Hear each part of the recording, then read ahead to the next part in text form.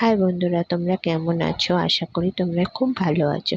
আজকে আমি চলে এসেছি, দেখো, শালকিয়ার সুইমিং পুলের পাশে একটা জুস বা শেকের দোকানে। এই দোকানটা নতুন হয়েছে, বেশ কিছুদিন আমি যেতে আসতে দেখি, কিন্তু আসা হয়ে ওঠেনি। আজকে ওই জন্য এলাম।